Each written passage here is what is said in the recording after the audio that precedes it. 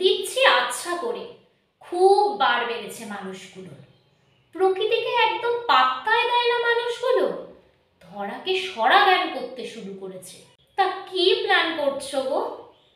আমরা তো মানুষকে বলতে বলতে একদম মুখ ব্যথা করে ফেললাম, তাও কোনো কথাই শোনে না, নাকি বোঝেই না।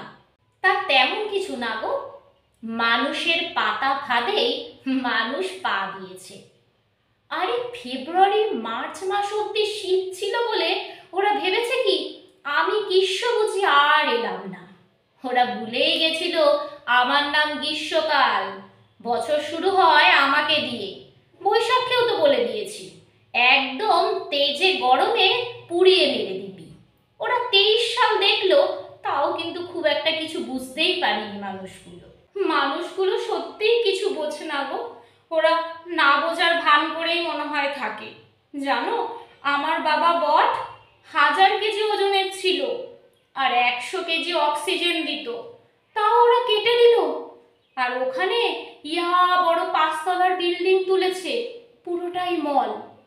আমার ডালে দোয়েল, কোয়েল, শালিক, টিকটিকি, গিরগিটি কত কিছু আসতো। এখন আর কোনো পশু পাখি আসে না গো, কারুর সাথে দেখাও হয় না, কথাও হয় না।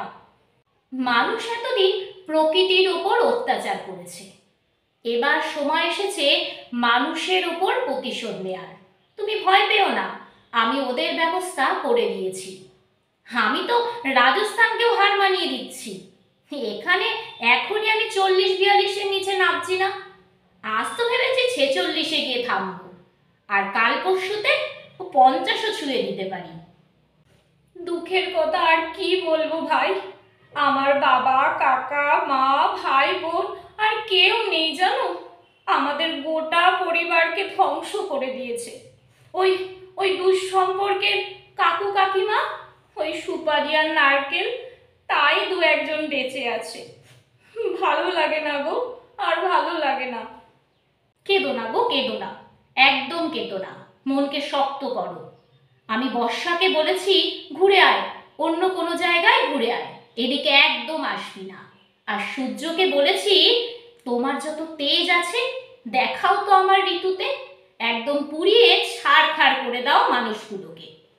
একটু যদি মানুষগুলো বুঝতো আর শিখতো, 2-1টা যদি বীজ এই সামনের বর্ষাতেও ছড়িয়ে দিত, তাহলে হয়তো আমরা আবার নতুন করে পরিবার করতে পারতাম। ওরাও বাঁচত, আমরাও বাঁচতে পারতাম। তা কেন করবে গো? ওদের টাকা আছে না, অনেক টাকা। ওরা টাকা দিয়ে এসি কিনবে, গাছ কেন লাগাবে? গাছ ওরা কাটবে, ওখানে বিল্ডিং তৈরি করবে, আর ওই টাকা দিয়ে এসি কিনে ঘর ঠান্ডা করবে। আগে তো 1 টন 1.5 টনেই ঘর ঠান্ডা হয়ে যেত, এখন 2 টনেও ঘর ঠান্ডা হচ্ছে না। দারুণ মজার বিষয়। এখনো যদি ওরা না বোঝে, তাহলে কিন্তু এই মানুষের সভ্যতা একদম ধ্বংস হয়ে যাবে। তোমাকে এই কথাটা কিন্তু বলে রাখলাম।